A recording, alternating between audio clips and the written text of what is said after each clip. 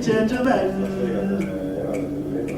järelevalvetaan pagas, kõrvalatakse lennujaama volitatud isikute poolt julgeoleku katusel. Selle Liima linna puhul loomulikult on ta vana asustus, kõik need kultuurid, millest meil hiljem teiega juttu tuleb ja puudutavad ka Liima linna, kuid linn kui selline hakkab ikkagi arenema hispaanlaste ajal. Liima linn nimetati kuningate linnaks aastal siis 1535. Hispaanlaste linn asutatakse, see koloniseerimine võtab alguses aega 3 aastat, 8 miljonit elanikku, võib-olla 10 ja pooled nendest Liima elanikest, võib vist julgelt öelda, pooled nendest elanikest elavad siis täielikus vaesuses.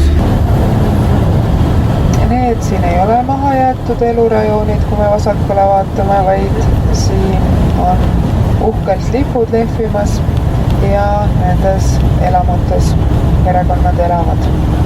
Kui ma ütleks Ballestes, siis te võib-olla mõtleksite, et mis saared need veel on, aga Ballestes siis kirjutatakse, ta ei ole osa nendest Ballestese saartest, vaid need Ballestese saared hakkavad meil otse ees paistma. Ja meie kapteni nimi, ma küll küsisin 5 korda, aga ma päris täpselt ikka ei saanud aru, midagi Roia või midagi sellist. Sai aru, järelikult oli õige nimi. Ja siis kõigepealt nad sõidavad nii, et me näeksime teiega seda kolmikristi, millest oli bussis juttu. Sest et täiel määral ta nii säilinud muidu ei oleks, ta on väga sarnane nende Nazca joonistega. Ka siin me näeme, ta on täitsa praktiliselt sirgjoones, eks ju, ja et on moodustanud mingi muster ja sarnasus ka siis see, et kujutatakse ikka loodust. Siin peab silmad hoolega lahti hoidma, vaadake. Ja putukas peab kogu aeg lihtsalt valmis olema. Me näeme selja taga ka, mismoodi see laht kõik välja näeb, tundsime juba kala lõhnu, nii toore kala kui osad tundsid juba ka praetud kala lõhna. Ja siin siis inimesed elatuvadki nii kalapüügist kui ka ikkagi turismist. See turistide hulk ei ole lõputult suur, keda Parakase rahvusparki lastakse. Ta ei ole küll tõesti nii reguleeritud kui Galapagose puhul on, aga ikkagi inimeste hulk on reguleeritud. Just äsja oli siis ka vasakul pool, aga neid tuleb veel ja veel, et need on tegelikult ikkagi mitmetähenduslikud. Üks on see, et sinna ei ole kedagi maetud, nad ei ole mingid auaplatsid, kuigi nad võivad välja näha sellised. Aga nad on mitmetähenduslikud. Nüüd need, mis jäävad nagu kõrvalisemate teede äärde, need on üldjuhul ikkagi seotud palvuse ja sellise jõupalumise traditsiooniga, nii nagu te olete kindlasti katolikumaades mujalgi näinud, kus siis teelised peavad palvetama ja jõudu paluma, aga mõne koha peal suuremate teede ääres on nad ka seotud mitte tavaliste õnnetusjuhtumitega, mis siin teede ääres juhtuvad. Teised lennukid on kõik väiksemad. Need on 2 suuremat lennukit, mis siis seal kuni 12 inimest peale võtavad, aga teised on kõige väiksem on 2 inimesele ja siis on 4 ja 6. Number 1. Nii, kes on number 1? Number 1. Number 1. Number 1. Number 2 and 3. Nii, number 2. 3. Yes. 3.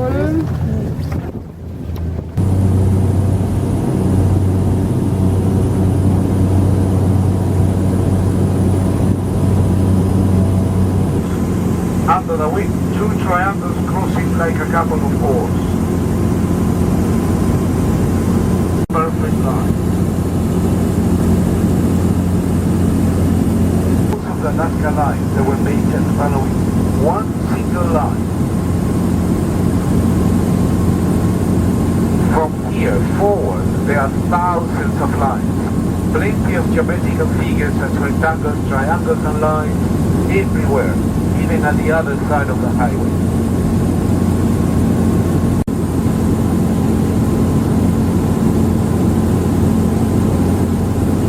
Kui mõtlete nende Nazca jooniste peale, siis üks asi on need sirged liinid, nagu neid nimetatakse, või jooned, aga teine asi ikkagi on ju ka, kui mõelda nende mustrite peale. Ega need mustrid igal kellaajal ja iga ilmaga nähtavad ka ei ole. Minu meelest praegu nad olid päris hästi nähtavad. Ma ei tea, kui hästi teil neid pildistada õnnestus sealt lennuki aknast, aga need on ikkagi üsna dekoratiivsed, nad on loodusest loomulikult inspireeritud ja samuti on siis kogu selle Nazca keraamika leidudega. Siis hauad on seal Chauchillas sisustatud, nii võib vist öelda, et seda sõna kasutatud sisustatud, nii et saaks siis heita meiesugune külastaja ka pilgu kunagisse minevikku. Kokku siin üldse siin Chauchillas on 12 hauda. Need 12 hauda, eks ju, kui te mõtlete nüüd selle peale, et kunagi olid siin hauarüüstajad ja enne kui tulid siia teadlased, kes hakkasid uurima, see pilt oli hoopis teistsugune, kõik oli siin ju laiali loobitud, ära viidud kõik ja vot teadlased tegelikult siis taastasid selle pildi ja asetasid kõik nii, nagu see nende arvates oleks pidanud olema. Neid haudu oli siin loomulikult oluliselt rohkem, sellepärast et kultuur oli suur, inimesi oli palju ja need inimesed ja need külad asusid tegelikult seal, kus te praegu vaatate rohelust. Aga kokku oli neid haudasid mitte 12, vaid 400. Siis Chauchilla surnuaias nad maeti kükkasendisse alati ja see kükkasend pidi siis meenutama embrat. See keha ju nii kerge taolisse asendisse saada ei ole ja selleks, et teda siis saada sellisesse asendisse, oli vaja kõikidel surnutel kõõlused lahti murda. Ja siis need kõõlused murti lahti ja mässiti rätikutesse ja sõimiti kokku.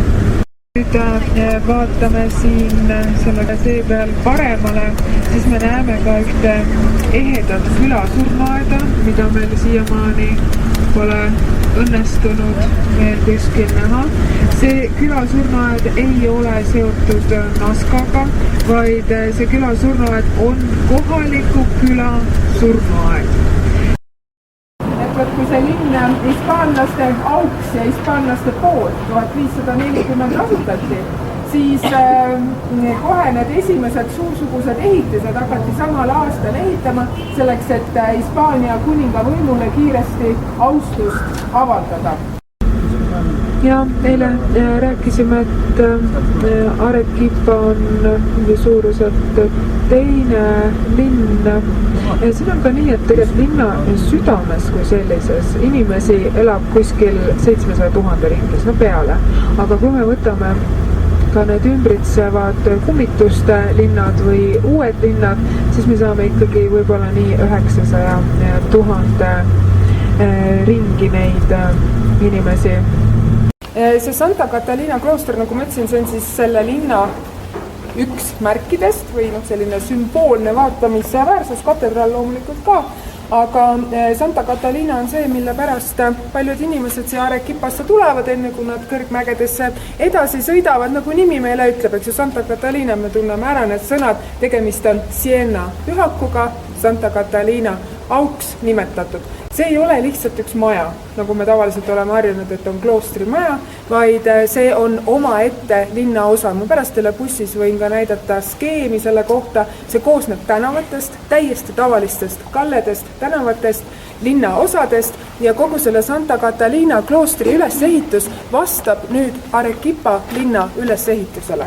Selle Arequipa linna ülesehitus on plokkide kaupa ja iga plokk on täpselt sama suurusega. Mäletate, me rääkisime, et nad orienteeruvad plokkide järgi ja igasse sellesse plokki tavaliselt siis kuulub kuskil 6 maja, mille vahel on siis veel väiksemad majad. See ei ole samasugune loogika, nagu on näiteks Ameerikas plokkide järgi liikumine ja plokid peavad olema kõik sama suurusega ja need anti siis teatud perekondadele. Niimoodi, et kõik teadsid, et selles plokis elab see, selles elab see. Santa Catalina klooster ehitatakse täpselt sama põhimõttega ja võt, kui nüüd hispaanlased siia tulevad 1540, siis esimese asjana muidugi selle kloostriga keegi tegelema ei hakka, aga linnaosa kui selline on siia Santa Catalina kohale küll juba kerkinud. Aga 1570, 30 aastat hiljem, on siis hispaanlastel mõte, et peab olema Peruus ka esinduslik pühamu. See on Peruu terve riigi kõige suurem, kõige monumentaalsem, kõige esinduslikum kloostrikompleks. Ja vaat, kui see idee tuleb 70, siis nad kõigepealt ju peavad ka taotlema raha. Raha ju tuleb loomulikult Hispaaniast, eks ju. Ja 5 aastat läheb aega, enne kui nad saavad siis toetuse algkapitali, et seda kloostrit hakata ehitama ja see kõik on seotud ühe prouaga, ühe väga rikka naisega, kes tuleb ka siia Hispaaniast. Ta tuleb koos oma õega, nad on usklikud, aga see naine, tema mees on surnud ja on talle pärandanud väga suure varanduse. Ja mida naised ikka siis teevad, kui nad on üksinda jäänud 2 varianti, kes lähevad uuesti mehele või alluvad Jumala teenimisele. Tema siis otsustas oma õe ka kaasa vedada Jumala teenimisele, nii et see on tegelikult suuresti privaatrahadega. 75. aastal, 16. sajandil siis kogu see kompleks valminud ja mis on veel täiesti teistmoodi võrreldes teiste kloostritega. Siia ei kutsuta mitte vaeseid nunnasid, see on nunnaklooster, eks ju, mitte vaeseid nunnasid, neid, kes peaksid otsima pelgupaika, et Jumala juurde nagu tavaliselt, vaid ei, siia saadetakse Peruu, Hispaania koloonia kõige jõukamate Hispaania perekondade tütred. Väga graatsilised ja ilusad loomad.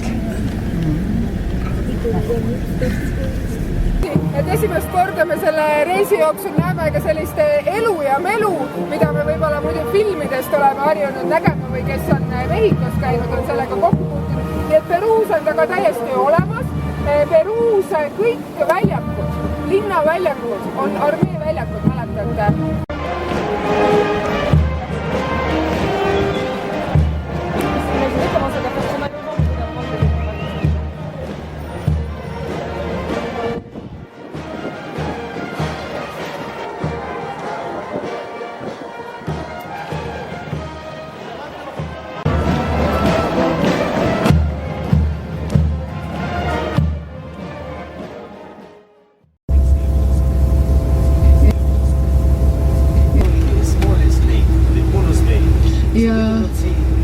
Ja praegu selle koha peal, kus me teiega sõidame, me näeme ainult väikest järve. Mäletate, eile rääkisime, see Titicaca järv koosneb 2 järvest, mis on küll kokku 1 järv, aga tegelikult on nagu väike järv ja suur järv, et see, mida me praegu aknast näeme, on siis see väike järv.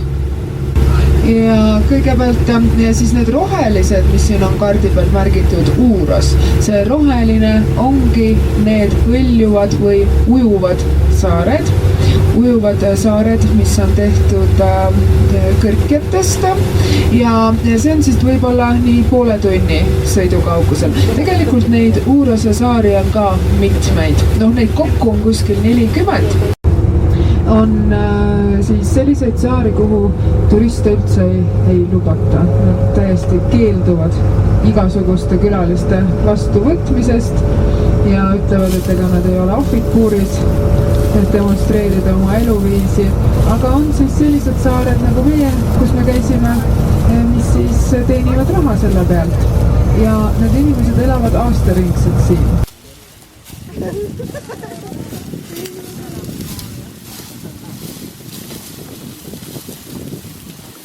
inkade eelsed inimesed, kes siis elavad saartel nii tänases Peruus kui tänases Boliivias ja moodustavad nad siis kokku 3 suuremat rühmitust, need Urose inimesed, Uros Chipayas ja Uro Mulatos ja Uro Viruitos. Inimesed, kes usuvad, et veel Titicaca järvel on jumalik tähendus ja kes siis seostavad seda kõike maailma algusega.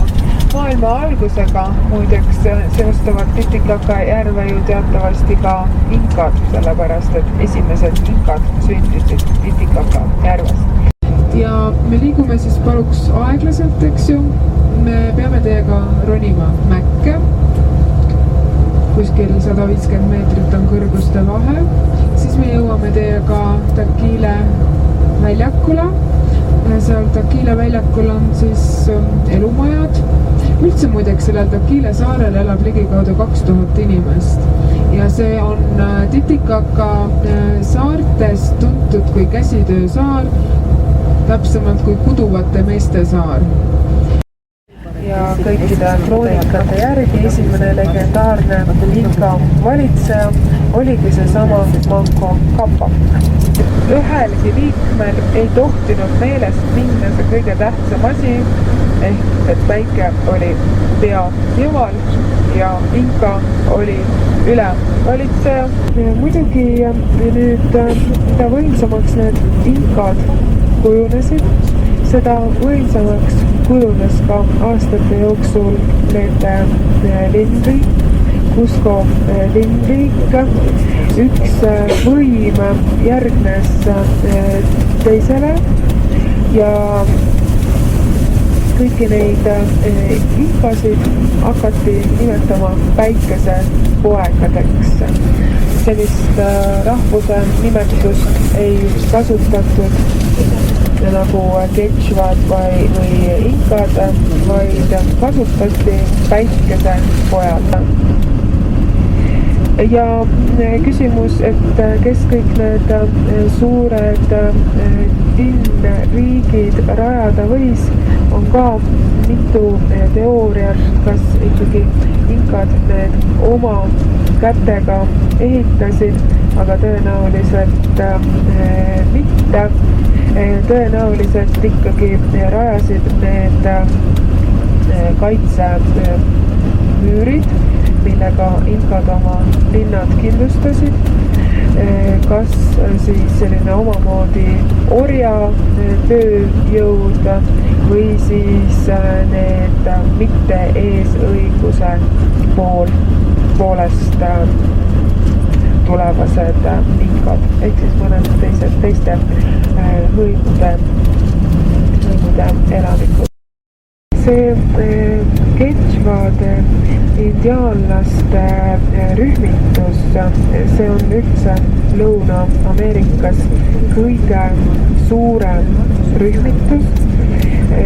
Võimalik, et inkad olid üks sugukond nendest Quechuadest või olid nad hoopiski terve võim, aga üks on selge, et nad ikkagi olid Quechuad. Nüüd nad valisid endale välja elamiseks Cusco oru, sellesama oru, mida nüüd nimetatakse pühaks oruks. Inkade ühiskond on kuskil 100 aastat. See kõrg aeg, kui kõik see Cusco areng ja püha oru areng toimub. Ja esimeseks siis selleks legendaarseks inkaks oli Pachakutek Inka Yupanqui ja selliste toredate nimedega. Tema siis pärines üle Cusco dünastiast ning tema valitsemisaeg jäi 15. sajandisse ja me räägime siis aastatest 1438. Et alles nii hiline aeg kuni tõenäoliselt 71. aastani. süüa anda. Nad ka võivad sülituda, nii nagu laamad, eks ju. Aga see sülitamine ei tule, no teie pihta vist keegi või see alpaka ei sülitanud, eks. Aga see sülitamine ei tule nendel sellest, et need kuidagi tunneksid vastumeelsust meie suhtes või inimese suhtes. See sülitamine tuleb nende ebamugavast tundest suus. No, et inimesed saaksid tulla ja vaadata, mismoodi see inkade aegne elamine võis välja näha, siis ikkagi me saame siit ettekujutuse, missugune näeb ühe tavalise farmeri elu siin Pühas Orus välja. Selline näeb välja ühe tavalise farmeri köök, no muidugi sa nännsid, eks ju, aga sellistes tingimustes elavad need merisead tavalistes kodudes.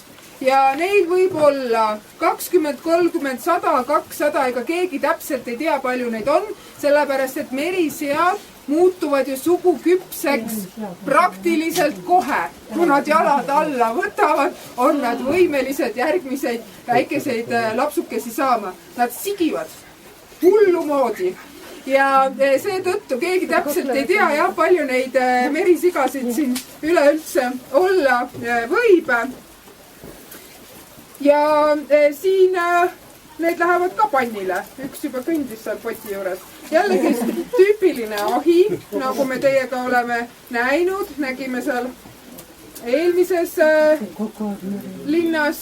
Ja siin me näeme ka need tüüpilised, kuidas vinnutatakse liha. Ja, sest et külmkappi ju ei ole. Ei ole praegu ja pole olnud. Järelikult ongi ainult liha vinnutamine. Et oli iluaeg ja tõenäoliselt iluaeg oli mõeldud nüüd täpselt selle koha peale, mis meie teiega vaatame otse ees. Tema mõte on see, et ta on teie voodi kohal ja kõik pahad unenäod, mis tulevad väljast, unenäo püüdja püüab kinni. See on nagu ämbliku võrk, aga mäletate, ämblik on keegi, kes on targem, sellepärast nad nimetavad ka valge inimese ämblikuks. Ta teab teistest rohkem ja ta suudab kinni püüda kõik halvad unenäod ja teie pähe jõuavad ainult head unenäod. Öö selles hotellis maksab umbes $300.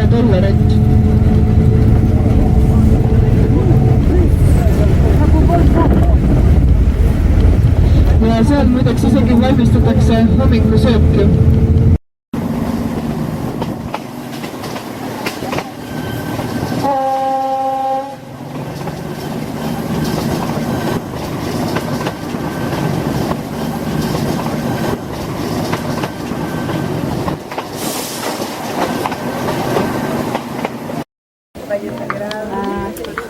Aga see Machu Picchu, nii nagu ma bussis jõudsin öelda, see tegelikult ju mitte midagi muud ei tähenda kui vana mägi või iidne mägi. See Picchu on mägi, mäetipp, väga paljudel Peruu mägedel on sama nimi. Nüüd ma tean, et te kõik olete väga palju lugenud selle Machu Picchu kohta ja see on üks nendest atraktsioonidest, mille kohta maailmas kõige rohkem teatakse ja see on ka maailmas enim uuritud arheoloogia ala üldse. Nii nagu enim uuritud geoloogia ala on Grand Canyon, siis see on arheoloogia ala, need uurimised siit päris lõppenud ei ole. Sellepärast, et igasuguseid küsimärke seoses Machu Picchuga on loomulikult väga palju. Kui me võtame nüüd sellised elementaarsed asjad, et aru saada, mis koht see selline on, siis me jõuame jälle tagasi 15. sajandisse. See 15. sajand on inkade riigi kõrgaeg ja mäletate, siis on Sapa Inka, kelle nimi oli Pachacutec. See Pachacutec on esimene Sapa Inka Cusco linnas, kes otsustab, et Pühast Orust eemale põhja poole siia troopilistesse metsadesse on võimalik ka oma impeeriumi laiendada. See mäe nimetuseks ju Machu Picchu. See Machu Picchu mägi on see, mis on teie ees. Ja? Et Machu Picchu linna nimi antakse selle mäe nime järgi. Siis me ei pea siiski ette kujutama, et need majad välja nägid sellised, nagu me praegu näeme. Need majad olid tõenäoliselt ikkagi savikihiga kaetud ja tõenäoliselt see linnapilt võis olla pruun. See, kus me praegu oleme, Espejos de Agua on kirjutatud. Need on siis jällegist üks inkade püha paik, kus on nagu rituaalsed basseinid, muidugi siin ei ole keegi kümmelnud, vaid need on siis mõeldud jällegist tähtede lugemiseks, nagu me oleme juba korduvalt näinud, see on nendel peamine ja need täideti veega ja jällegist teatud aegadel aasta jooksul kogunesid siia targad preestrid, kes oskasid kuu valguse järgi, kuu kiire järgi lugeda teatud märke. Vaadake ka, heitke pilt peale. Esiteks muidugi me näeme, jah, siin on tšintšillad.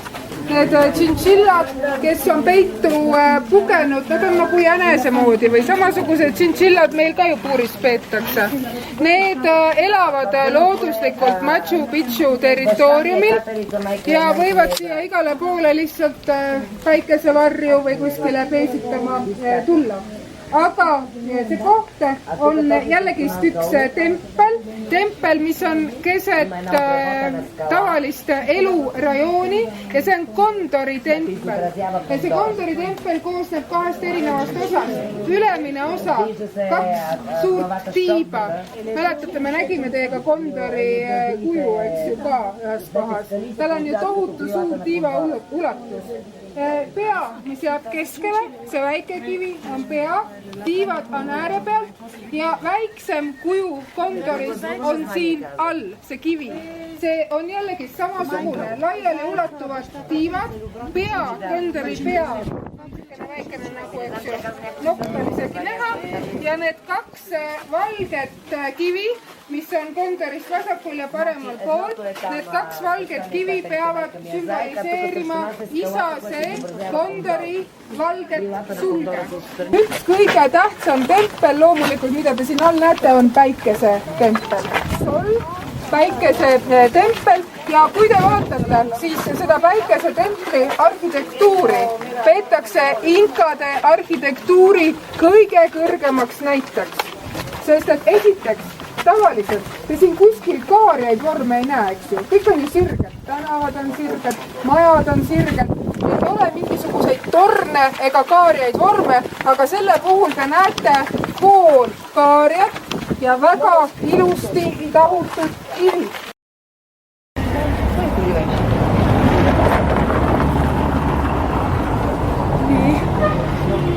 Kõigepealt me läheme teiega sisse siia kõige pühamasse hoonesse, mis Cusco linnas on.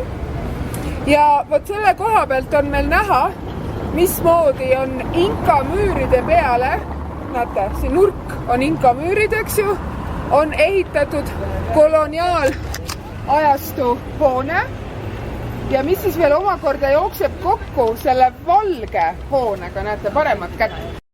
Vot selle Cusco linna süda asus tänasel keskväljakul, kus me pärast ka läheme ja kus te paljud olete kindlasti juba käinud, eks ju. Kannab jälle sama nime või relvade väljak, aga selle Cusco linna süda religioosses mõttes oli see Coricancha tempel, seesama, kus me teiega praegu oleme.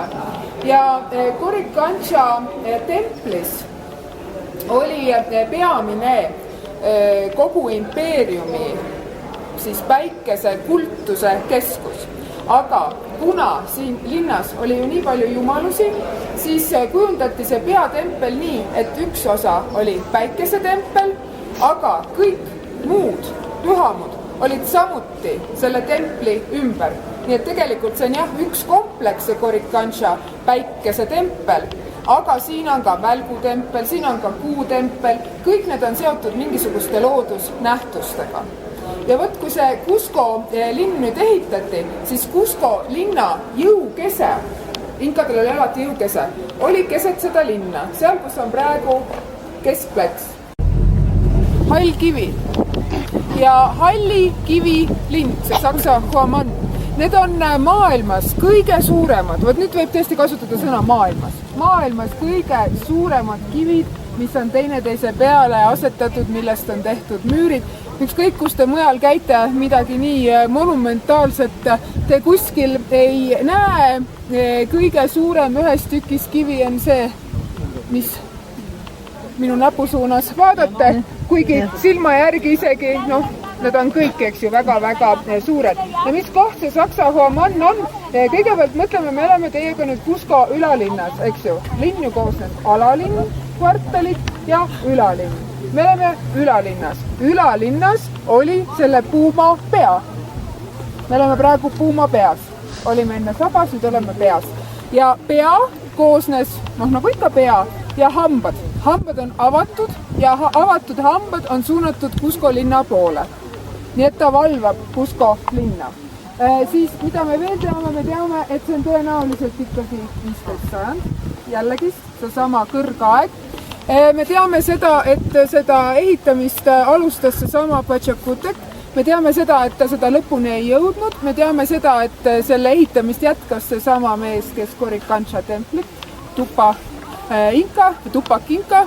Ja siis, mis võib olla selle megaliitkivide konstruktsiooni mõte, seda ei ole päris täpselt teada. On 2 teooriat. Ühe teooria kohaselt on tegemist tõesti sõjaväelise punktiga ja sõjaväelise kindlusega, mis koosnes 3 lainelisest müürist. Me oleme praegu teiega alumise lainelise müüri ees.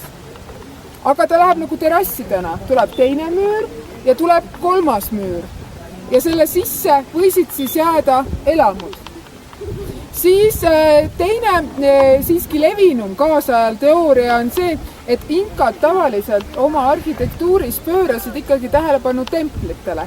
Et mille pärast nad oleks pidanud siia ehitama sellise sõjalise kindluse, kelle eest nad pidid ennast kaitsma.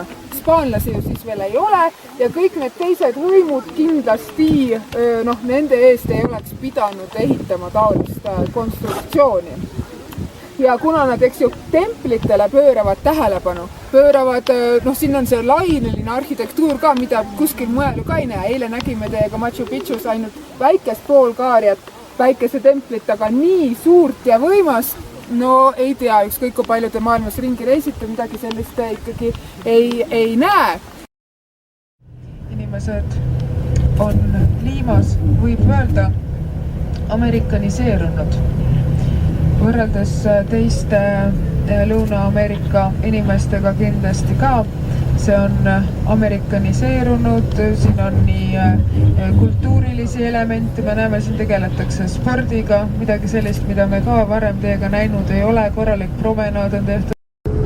Ja see park on ühtepidi tuntud kui linnavalitsuse park, teistpidi kui jalutamise ja vaba aja veetmise park, aga 3. asi, mis siin pargis on, siin käivad koos kassid. Vaadake vasakul ka, praegu on mõned nendest nähtavad, näete. See kassi traditsioon on tegelikult siis seotud hulkuvate kassidega. Kõik ümbruskonna hulkuvad kassid, kes leitakse kuskilt. Või näiteks te ei taha enam kassi, teil on kodus kass, või te leiate kuskilt kassi. Siis te toote selle kassi siia Kennedy parki. Ja Kennedy pargis igal nädalavahetusel toimub vahetus, kassivahetus. Mina ei taha enam kassi, tulen kassiga siia, sina tahad kassi, võtad mu kassi või ma olen leidnud kassi.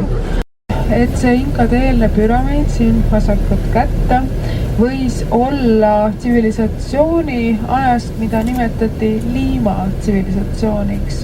Ja tõenäoliselt oli see 500-600 aastat enne inkasid.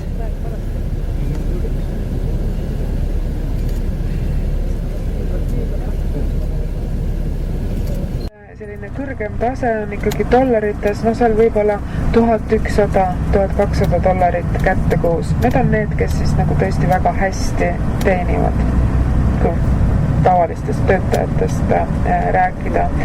Aga näiteks igasugused arvutiprogrammeerijad, kes võiksid ka ju käia sinna kategooriasse, need teenivad ka hästi, aga see hästi ikkagi tähendab poole võrra vähem.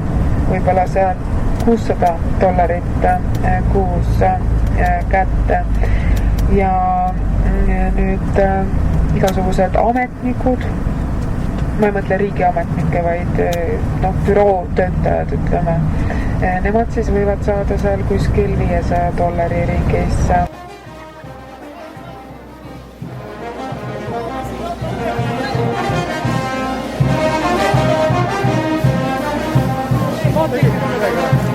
Mine täti kõrvale.